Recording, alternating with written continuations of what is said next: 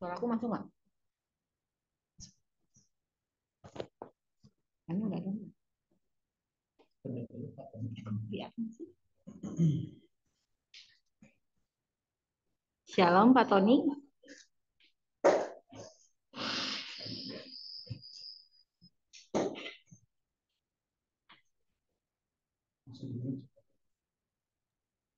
Shalom, shalom ya, shalom. Iya. Terima kasih ya Pak, udah mau melayani di grup Persekutuan Studi Tek Polamas ini. Ya, Sebelum kita mulai, kita berdoa dulu.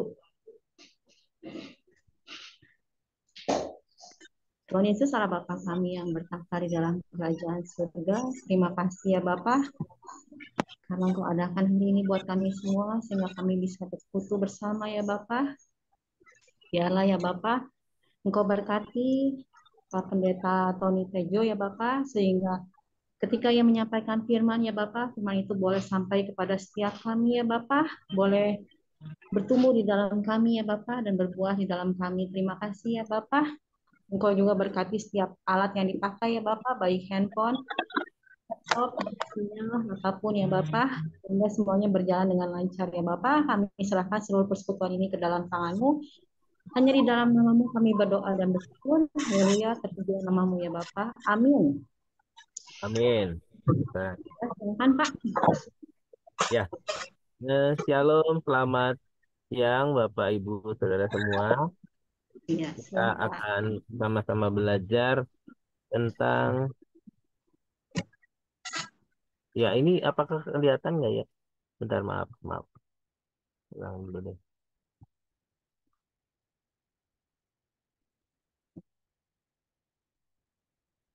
Ya, shalom Bapak, Ibu, Saudara yang kasih Tuhan.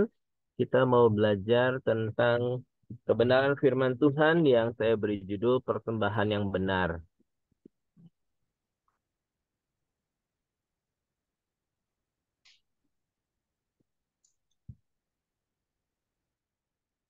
Ya, eh, firman Tuhan saya ambil dari Roma pasal yang ke-12 ayat yang ke-1 ya. Fokusnya di ayat yang ke-1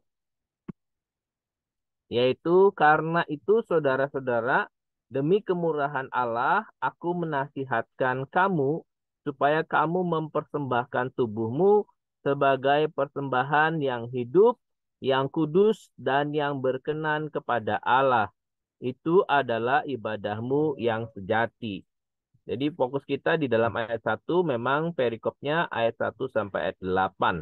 Nah, kata persembahan itu berarti di dalam Kamus Besar Bahasa Indonesia artinya pemberian kepada orang yang terhormat. Jadi kalau orang mau memberikan persembahan, berarti dia ingin memberikan sesuatu kepada orang yang dia hormati. Persembahan berasal dari kata sembah ya. Asal katanya itu sembah yang berarti penyataan hormat dan hikmat. Persembahan yang dilakukan harus diberikan dengan benar, sesuai dengan firman Tuhan dan tertuju kepada Tuhan Yesus. Jadi fokusnya kita beri kepada Tuhan Yesus. Persembahan yang benar itu fokusnya kepada Tuhan Yesus. Nah, persembahan sebagai ucapan syukur kepada Tuhan. Orang-orang yang memberikan persembahan berarti dia sedang mengucap syukur kepada Tuhan atas segala apa yang sudah dia terima, ya. Apakah itu berkat kesehatan, apakah itu hasil panen, apakah itu bisnisnya lancar dan sebagainya. Nah, dia memberikan persembahan sebagai ucapan syukur kepada Tuhan. Nah, persembahan tidak dapat dipisahkan dengan ibadah. Jadi ibadah dan persembahan itu saling berkaitan. Waktu orang itu memberikan persembahan berarti dia sedang beribadah kepada Tuhan. Nah, ibadah juga tanpa persembahan, maka ibadah itu tidak jadi lengkap. Jadi harus ada persembahan, sesuatu yang dipersembahkan. Kita perjanjian lama dan perjanjian baru mencatat mengenai orang percaya yang mempersembahkan korban berupa hasil tanah. Kita tahu ada orang yang memberikan hasil tanahnya, yaitu hasil panen ya. Seperti contohnya adalah Kain. Dan kemudian ada yang berupa hewan hewan korban itu seperti Habel ya, Kain dan Habel di dalam Kejadian dicatat di mana Kain dan Habel memberikan korban kepada Allah. Kemudian ada berupa uang ya, janda yang miskin itu memberikan korban berupa uang. Nah, kemudian ada beberapa macam persembahan. Kita tahu ada persembahan yang pertama adalah persembahan dalam mempersembahkan berupa waktu. Seperti yang Bapak Ibu Saudara sekarang lakukan adalah memberikan persembahan ini berupa waktu. Di tengah kesibukan dalam pekerjaan, meluangkan waktu untuk datang kepada Tuhan, memuji Tuhan, menyembah Tuhan, mendengarkan firman Tuhan. Itu berarti mempersembahkan waktunya untuk Tuhan. Yang kedua adalah persembahan tenaga dan pikiran. Jadi ada orang yang memberikan tenaganya untuk melayani Tuhan. Seperti contohnya mungkin dia bersih-bersih gereja atau juga menyumbangkan pikirannya bagaimana supaya perkembangan pekerjaan Tuhan semakin lebih berkembang. Nah, itu mempersembahkan tenaga dan pikirannya. Yang ketiga adalah persembahan uang atau harta. Ada orang yang memberikan persembahan berupa uang. Itu setiap hari Minggu kita kenal dengan sebutan kolekte, yaitu persembahan berupa uang. Ada juga yang berupa harta. Misalnya saya memberikan persembahan, oh saya memberikan rumah saya, tanah saya untuk dipakai membangun gereja, membangun pastori gereja, yaitu diberikan sebagai persembahan. Nah, yang keempat ini adalah persembahan, yaitu tubuh, mempersembahkan tubuhnya, hidupnya kepada Tuhan. Nah, persembahan waktu, mempersembahkan waktu, tenaga, dan pikiran orang bisa berikan. Itu mudah ya. Oh, cuma waktu nggak apa-apa deh. Pikiran, tenaga nggak apa-apa, asal nggak keluar uang. Nah, tapi kemudian ada juga bahkan persembahan berupa uang atau harta pun orang bisa memberikannya. Ya, berikan persembahan untuk apa? Pekerjaan Tuhan, untuk pembangunan gereja, untuk pelayanan penginjilan, dan sebagainya. Dia berikan uangnya, dia berikan hartanya. Namun belum tentu orang mau mempersembahkan tubuhnya untuk Tuhan. Nah, persembahan yang keempat ini sangat langka. Sangat jarang orang mau karena mempersembahkan segala-galanya. Ya, mempersembahkan dikatakan di sini bahwa kalau orang itu mempersembahkan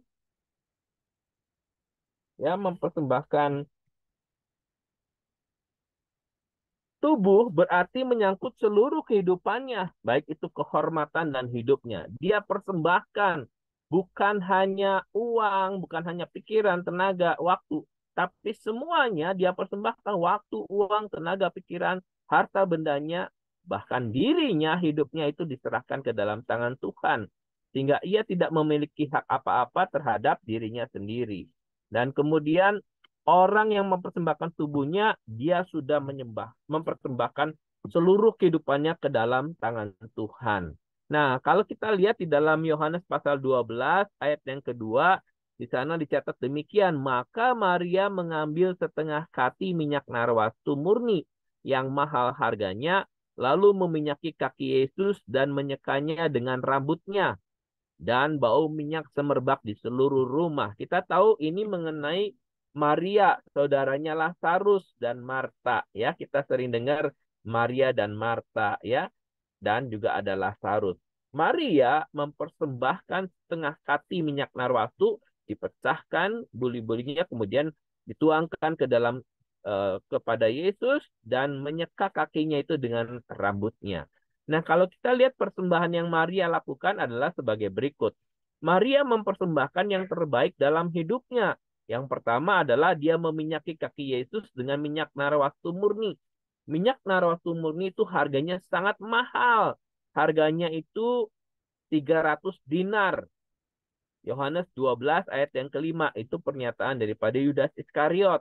Nah, upah pekerja yaitu sedinar sehari. Ya, di dalam Matius 20 ayat 2, upah orang yang bekerja satu hari itu cuma 1 dinar. Berarti ada 300 hari upah bekerja. Kalau satu hari 150.000, maka ada total 45 juta.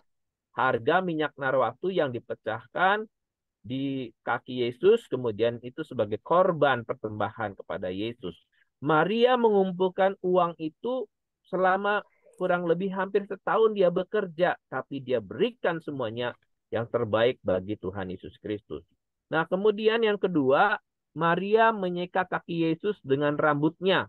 Rambut bagi seorang wanita itu berbicara satu kehormatan, ya, karena mahkotanya wanita dikatakan adalah rambutnya. Nah, kalau dia itu sudah seka kaki Yesus yang mungkin pada saat itu kakinya mungkin kotor karena habis perjalanan jauh, debu dan sebagainya, tapi dia seka dengan rambutnya, ya bukan dengan elap, tapi dengan rambutnya, berarti menandakan Maria merendahkan dirinya serendah-rendahnya di bawah kaki Yesus. Betul-betul dia sujud menyembah kepada Yesus. Berarti Maria mempersembahkan kehormatannya bahkan hidupnya bagi kemuliaan Tuhan. Ini kehidupannya bagi Tuhan sebagai ucapan syukur. Kenapa? Karena adiknya yaitu Lazarus sudah dibangkitkan dari kematian oleh Tuhan Yesus. Nah, bagaimana dengan kita, Bapak Ibu Saudara? Kita yang sudah ditebus oleh darah Yesus, apakah yang sudah kita persembahkan bagi Tuhan Yesus Kristus? Efesus pasal 5 ayat 2 dikatakan, dan hiduplah di dalam kasih sebagaimana Kristus Yesus juga telah mengasihi kamu dan telah menyerahkan dirinya untuk kita sebagai persembahan dan korban yang harum bagi Allah, ya, yang harum bagi Allah. Yesus Kristus sudah mempersembahkan dirinya mati di kayu salib sebagai persembahan untuk menebus segala dosa kita dan menyelamatkan kita dari kebinasaan kekal. Apa yang sudah kita persembahkan untuk membalas segala kebaikan Tuhan Yesus? Apa yang sudah kita berikan bagi Tuhan Yesus sebagai balasan karena dia sudah mempersembahkan dirinya sebagai persembahan untuk menebus dosa-dosa kita. Bagaimana dengan kita, Bapak Ibu Saudara? Nah, persembahkanlah tubuh kita kepadanya, kepada Tuhan Yesus. Jangan hidup di dalam kecemaran. Jadi, bagaimana langkah kita? Jangan hidup di dalam kecemaran. Ya, jangan kita kumpul dengan orang-orang yang suka mencemooh, suka omong-omong kotor, suka gosip dan sebagainya, fitnah dan sebagainya. Tapi kita menguduskan dirinya dari kecemaran. Kemudian jangan kita melakukan penyembahan berhala, ya. Misalnya kita pergi ke dukun, minta jampi-jampi dan sebagainya. Tidak boleh kita mempersembahkan diri kita bersekutu dengan berhala-berhala itu. Tidak boleh. Yang kemudian tiga yaitu kita tidak boleh hidup di dalam kedagingan. Kedagingan berbicara kenikmatan daging kita, misalnya pornografi, kemudian masalah narkoba, rokok dan sebagainya. Coba kita lepaskan itu supaya kita benar-benar mempersembahkan tubuh kita, seluruh hidup kita untuk kemuliaan nama Tuhan. Nah, itu adalah persembahan yang benar untuk kemuliaan nama Tuhan. Puji Tuhan, Tuhan Yesus memberkati kita. Ya, silakan Bu Fani. Apakah di doa dulu? Tutup dalam doa dulu. Ya, kita berdoa ya. Kita berdoa dulu ya. Baik, kami bersyukur Tuhan buat firman-Mu yang menguatkan kami. Kami mau belajar, kami mau mempraktekkan firman Tuhan tentang persembahan yang benar. Persembahan yang kudus, yang mulia. Itu adalah ibadah kami yang sejati. Biarlah hidup kami sepenuhnya boleh dipergunakan, dipakai untuk kemuliaan nama Tuhan. Kau mengurapi, memberkati seluruh staf, seluruh pimpinan jajaran di PT Suritek ini Tuhan. Tuhan kau berkati semuanya, boleh meningkat, boleh lebih lagi bertumbuh untuk kemuliaan nama Tuhan. Khususnya yang sudah hadir di dalam Zoom ibadah pada saat siang hari ini. Berkati mereka pakai lebih lagi untuk kemuliaan nama Tuhan. Dalam nama Tuhan Yesus kami berdoa. Haleluya. Amin. Di Tuhan, silakan saya kembalikan kepada Bu Fani.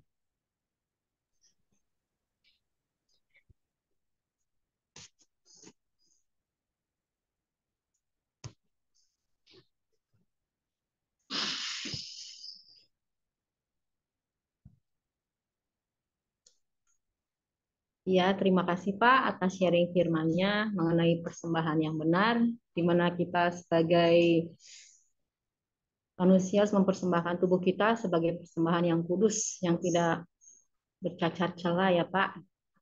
di mana kita harus memperhatikan Tuhan Yesus sebagai apa figur yang sempurna yang udah mempersembahkan tubuhnya bagi kita semua untuk menebus dosa kita semua.